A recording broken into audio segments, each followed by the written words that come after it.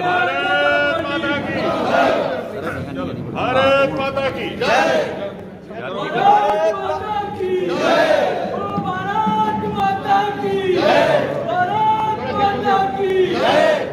Bharatiya Janata party जिंदाबाद, मोदी जी जिंदाबाद, भारत माता की।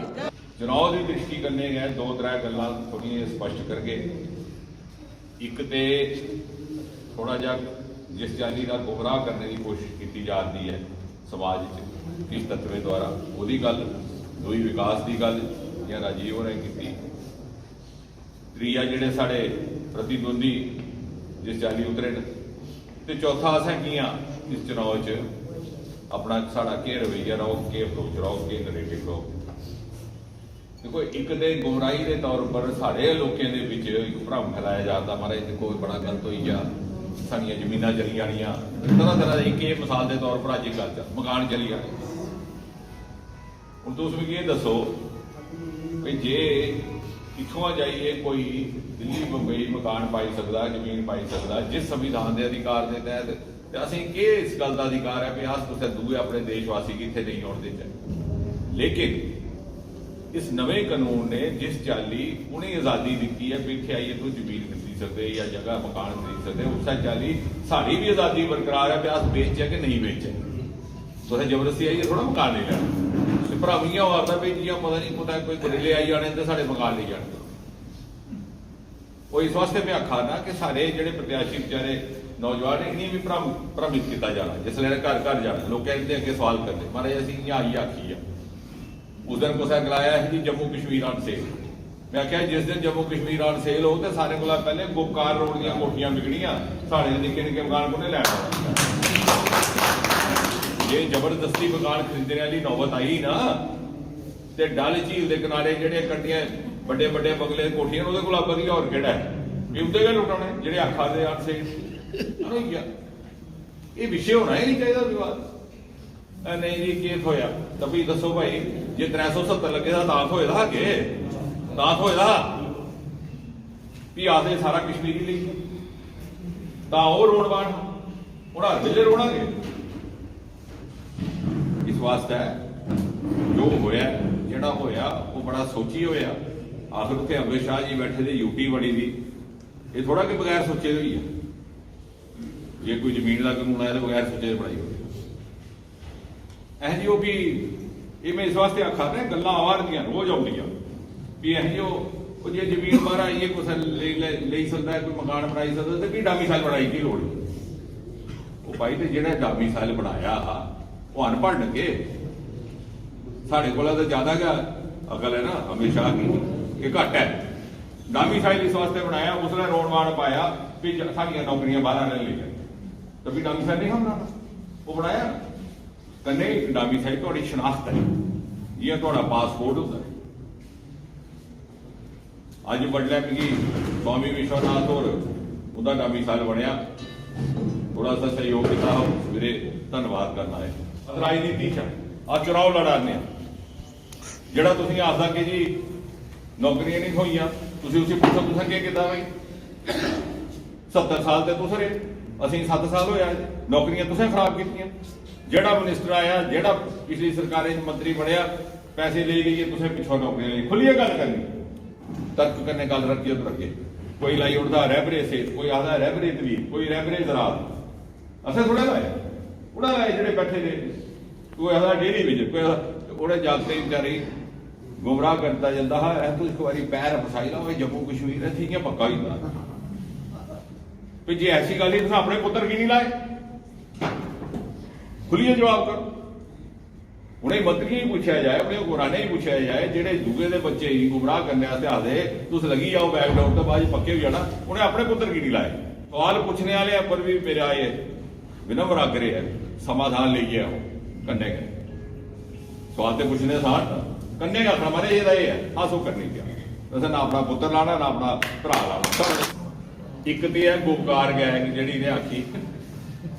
ते कठुए च एक है गुफ्तार गैंग चुनाव जाती ना कुड़ियां करियो गल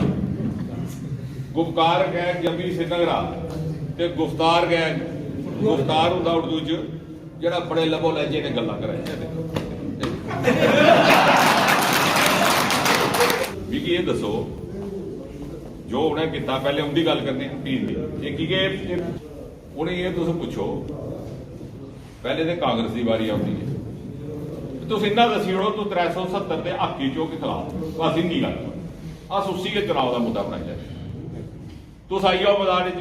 ਇਹ ਮੁੱਦਾ ਰੱਖੀਏ ਕਿ ਅਸਾਂ 370 ਵਾਪਸ ਲਾਣੀ ਉਹ ਵੀ ਨਹੀਂ ਆਖਦੇ ਇਹ ਨਹੀਂ ਪਤਾ ਜੁੱਤੀਆਂ ਪਈ ਜਾਣੀ ਕਿਉਂ ਆਖਦੇ ਤਾਂ ਨਹੀਂ ਬੋਲਦੇ ਤੂੰ ਆਖੋ ਨਾ ਅਸਾਂ 370 ਵਾਪਸ ਲੈਣੇ ਅਸਾਂ ਹਿੱਸਾ ਲੈਣੇ PIA ਤੁਹਾਡੀ ਦੂਏ ਨੈਸ਼ਨਲ ਕਾਨਫਰੰਸ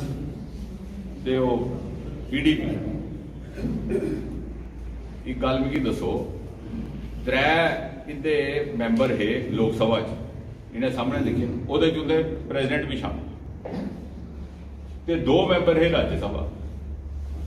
ਤੁਹਾਡੇ ਸਾਹਮਣੇ ਬਿੱਲ ਪਾਸ ਹੋਇਆ ਇਹ ਬੈਠੇ ਰਹੇ ਉੱਤੇ ਤੇ ਤੁਸੀਂ ਉੱਠੀ ਆਓ ਨਾ ਛੋੜੋ ਨਾ ਕੁਰਸੀਆਂ ਦਿਓ ਨਾ ਤਿਆਗ ਪੱਤਰ ਕੀ ਨਹੀਂ ਦਿੰਦੇ ਜੇ ਇੰਨੀ ਕੀੜ ਹੋਈ ਦੀ ਹੈ ਤਾਂ ਛੋੜੀ ਉੜੋ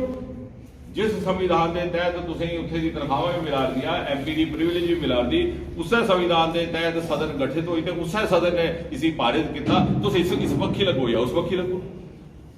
ये जिहड़ी गुफ्तार है भाई 3 बरे तुस कांग्रेस विच रहुंदे हो 3 बरे तुस नैशनल कांफ्रेंस होंदे हो ते अज तुसीं लग्या भी डोगरे दा अपमान हो गया सारे को बड़ा डोगरा कौन होया पंडित प्रेमनाथ डोगरा पंडित प्रेमनाथ डोगरे की जिहड़ा प्रजा परिषद के संस्थापक भारतीय जनसंघ के राष्ट्रीय अध्यक्ष ने वो भी गल्लां असीं भुल्ली गए उन्हें जेल खाना सुटिया कांग्रेस पार्टी ने नेहरू की सदारत ते नैशनल कांफ्रेंस शेख तुस उसले कुत्थे पिछले 5 वरे तक तुस उन्हें पार्टियां कन्नै रहे जिन्हें डोगरे उपर सारा जुल्म किया श्यामा पंडित प्रेमनाथ डोगरे का सारे को बड़े हिमायती कौन होए श्यामा प्रसाद मुखर्जी कलकत्ते तो टुरी आए थे तो उन्हें तुसें अंदर करी उड़िया वो बेचारे सुरगवास हो गए भी तुस आखदे असीं जी वो महाराजा जीता महाराजा की सारे को ज्यादा अगर किसी ने तौहीन की तो इन्हें 2 पार्टियां की कांग्रेस ने नैशनल कांफ्रेंस ने महाराजा ने जिसले इंस्ट्रूमेंट ऑफ एक्सेशन लिखा 4 दिनों के अंदर ऐसे हालात बनाए गए वो खुददार आदमी था वो बेचारा इतों चली गया उसने आख्या मैं जिंदे जी वापस नहीं आऊंगी इन्नी मेरी बेइज्जती हुई है सारी उम्र रहे बंबई उठेगा उसका सरपास डोगरे के स्वाभिमान की डोगरा साड़ी जी डायनेस्टी रही राज परिवार रहा ते डोगरा जिहड़ा समाज रहा सारे को ज्यादा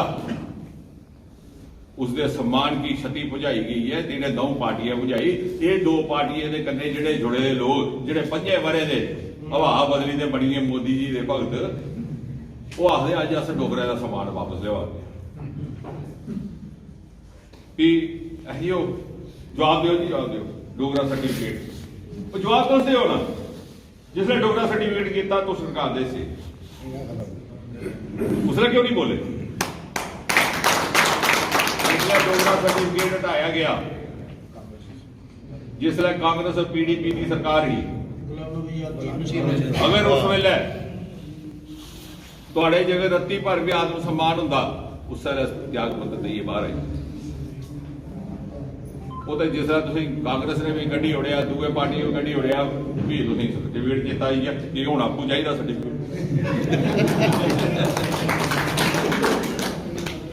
इस वास्ते साढ़े पक्षी च सारा कुछ समाज भी तैयार है असीं स्वीकार करने साड़ा आत्मविश्वास देना चाहिए पेमेंट काउंसिल की जिहड़ी विजय यात्रा BJP की शुरू होगी वो पंजाब के बन्ने तो कलखड़पुरा शुरू होगी